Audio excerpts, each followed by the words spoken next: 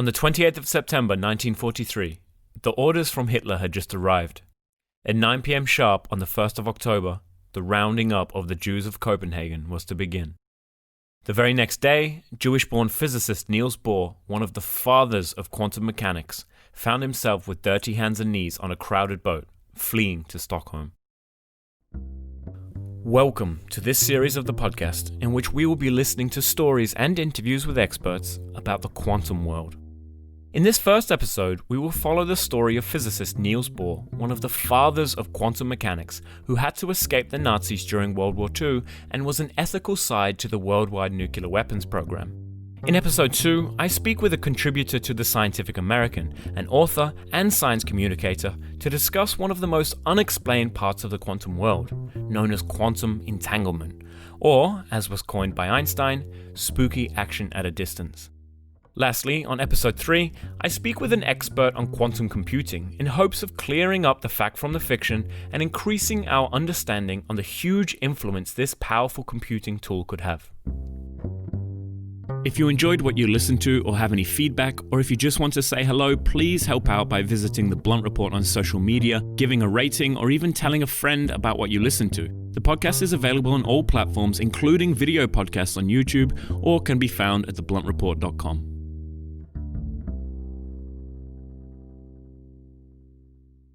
At the time of the invasion of Denmark by the Germans on April 8, 1940, Niels Bohr was already an accomplished Nobel Prize-winning physicist renowned the world over. And while this story is more about Niels Bohr the man rather than the set of his achievements, for the sake of context, let's take a small look at what Bohr had achieved. Bohr is regarded as one of the fathers of quantum mechanics. Perhaps most importantly, he updated the model of the atom to include distinct finite states or orbits in which the electrons can reside. These are quantized states of energy, contributing to the term quantum physics. In 1928, Bohr also announced one of the major peeks into the strangeness of the quantum world, the concept of complementarity, in which a particle can be both wave-like and particle-like simultaneously. Strange revelations like these led Bohr to coin the famous quote, "Those who are not shocked when they first come across quantum theory cannot possibly have understood it." With the arrival of the Germans in 1940, the scientific work from Bohr and his colleagues at the Institute for Theoretical Physics in Copenhagen became an almost impossible endeavor. Rationing of heat and electricity, the extraction from the lab of most valuable metals for the war effort, as well as extremely monitored and restricted communication with international scientists, made work at the lab practically screech to a halt. Yet, offers by the United States to safely house Bohr in America were declined. He felt that his place was in Denmark, and that he should hold strong there for as long as possible. Bohr documented that he even derived an amount of solace in his physics research, despite the looming danger, writing that such interests are indeed the only way sometimes to forget the anxieties under which all people in Europe are living. During these early years of the war, stories of people rallying against the darkness, as well as the philosophical and emotional aspects of science, really came to light. Famously, the Carlsberg Brewery provided great amounts of metals and finances to Bohr's institute to assist in the continuation of research. The chemists Georg de Hevesy and Bohr also arguably saved the lives of German physicists Max von Laue and James Franck. These two physicists were both strong objectors of Nazism and were renowned academics, leaving them vulnerable under the tyranny of the Nazi Party. Not only that, they had sent their gold Nobel Prizes to Bohr for safekeeping when the Nazis were establishing power in their home country. Now, the sending of gold under the Third Reich became a capital offense, and if these medals were discovered with the respective names of each scientist on them outside of Germany, this would be the last nail in the coffin for these physicists who were already in danger. But Hevesy had a stroke of genius, and instead of burying or sending away these metals, he decided to dissolve them in aqua regia, a potent solvent, which was then left to sit on a shelf of the institute looking like an entirely unimportant vial of liquid. After the war, the gold was extracted from the solution, recast into metals by the Nobel Foundation, and presented again to the rightful hands of von Laue and Franck. As time and the war dragged on, so did the severity of the situation in Denmark, with all foreign visitors exiting the country by late 1940. The last to leave was a certain Tom Lauriston, who did a great service in illuminating the situation in Denmark to those outside of Europe. On his arrival to New York, he visited the Rockefeller Foundation to summarize what was occurring in Denmark, where he had written a very poignant reflection of admiration. He wrote, quote, "Men of courage and persistence are sticking to their posts, driving their work forward with more vigor than ever before, in the expressed hope and conviction that the culture to which they are contributing will outlive the invaders and help to rebuild Denmark at a time when thought and conscience are again considered to be respectable concepts." Over the coming years before Niels Bohr eventually escaped to Sweden, two pivotal moments occurred that pulled Bohr firmly into the war and arguably changed the face of humanity. The first occurred in October 1941, when German physicist Werner Heisenberg, yet another pioneer in the world of quantum physics, visited his friend Niels Bohr at the Institute in Copenhagen. During this week-long visit, Bohr and Heisenberg had a private conversation that, frustratingly, wasn't noted down and has been altered and recycled ever since, with each scientist having certain conflicting recollections of what had occurred. But one thing is for certain.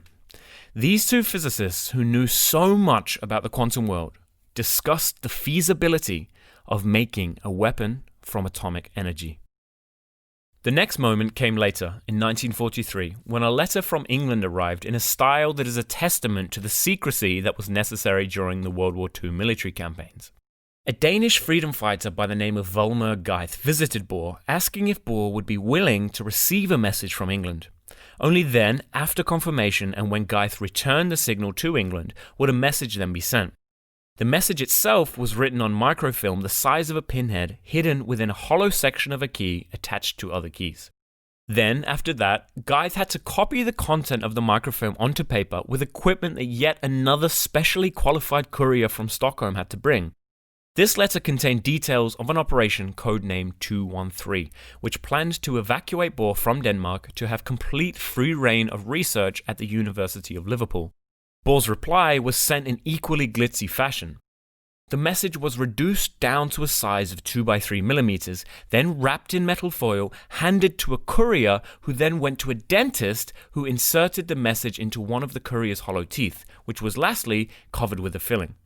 And regardless, the contents of the message was bad news for the British. For the same reasons that Bohr had denied the Americans, he also denied the Brits. His place, for now, was in his home of Denmark. But this decision would rapidly be changed. The question of Niels Bohr's safety within the country, being a Jewish-born academic no less, was heavily under the spotlight in mid-September of 1943. Swedish diplomatic sources informed him that first the Germans officially considered him to be Jewish from Bohr's mother's bloodline, and that the arrest of the Jews of Copenhagen was imminent. Escape became the only option. And this takes us to the opener of our story, when a group of refugees from Denmark boarded a little fishing boat to go to the safety of Sweden.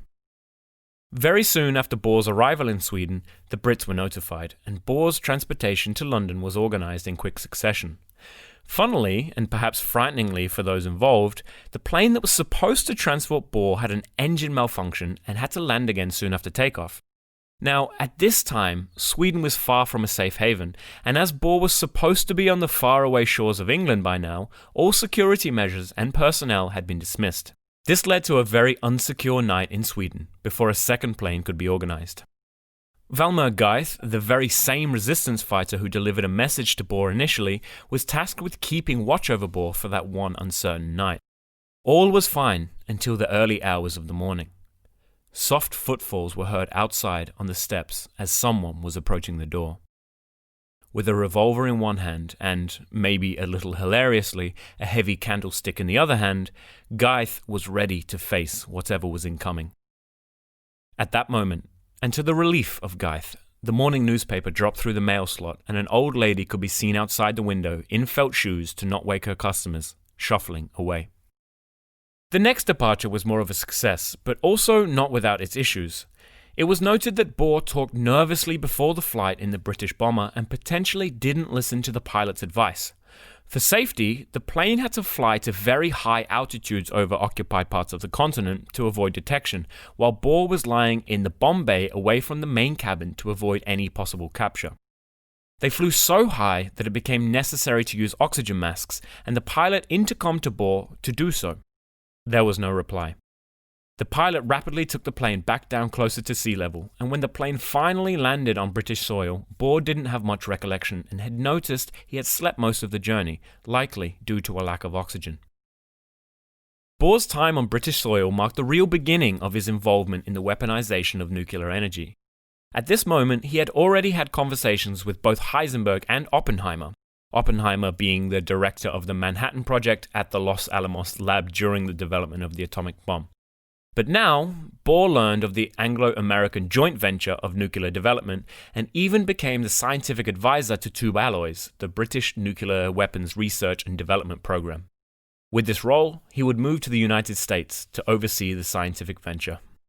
But ultimately, Bohr's role in the development of the bomb was extremely modest, as he was overwhelmed with concern of the political and ethical implications of this technology. Oppenheimer even noted that Bohr never actually took up residence at Los Alamos, and his role was more of a philosophical one, keeping spirits high and discussing the importance of international political and scientific cooperation with such a powerful tool. Upon his initial arrival in Britain, he was told at length the progress of the Manhattan Project. At this time, Bohr was shockingly accurate in terms of his worries for the future. He foresaw that atomic bombs would create an arms race unlike any in history, and there would be major issues with trust between the West and the Soviet Union. Bohr expressed that the only path to stability was to immediately open up an international dialogue at the highest level. Although Bohr was personally aware of how difficult talks would be with the Soviet Union. He himself even contacted Stalin to release a Russian physicist from imprisonment. This attempt, naturally, was unsuccessful, and in fact, Bohr's contact with Russian scientists would prove to be a huge heartache in the future. During his time in Britain, Bohr had the opportunity to meet Winston Churchill to discuss his views on atomic weapons in a meeting that was mere weeks before D-Day and proved to be entirely unsuccessful. Later, he wrote a letter to Churchill in hopes of better summarizing his concerns. He noted that they had, quote, the lead in the efforts to master such mighty forces of nature, which by good fortune has been achieved by two great free nations.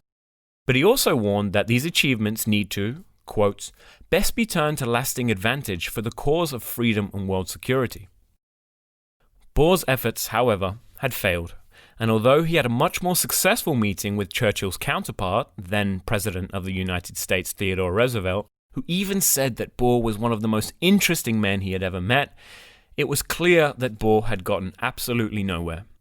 A letter from Churchill to Lord Cherwell, Churchill's #1 science advisor at the time, starkly highlights how relationships had soured about Bohr's involvement in the nuclear weapons program. Churchill wrote, "The President and I are very much worried about Professor Bohr. How did he come into this business? He says he is in close correspondence with a Russian professor, an old friend of his in Russia, to whom he has written about the matter and may be writing still.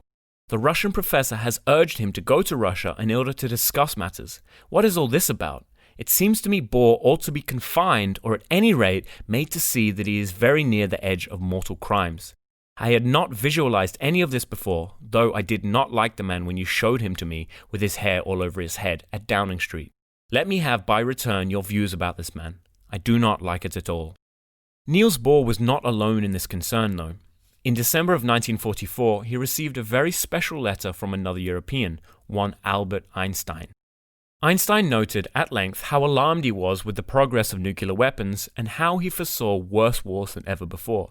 Einstein was asking Bohr to assist in internationalizing the nuclear efforts, which Bohr made clear would be a terrible idea if it caused confidential information to spread to nations that should not have it. And although they had a friendship, their conjoined nuclear awareness efforts did not go any further at this time.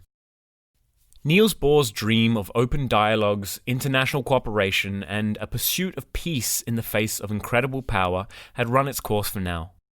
The Manhattan Project had reached its climax, and the New World was about to begin. On August 6th and August 9th, 1945, at 8:15 and 11:02 in the morning respectively, the Japanese cities of Hiroshima and Nagasaki were destroyed in the first use of nuclear weaponry.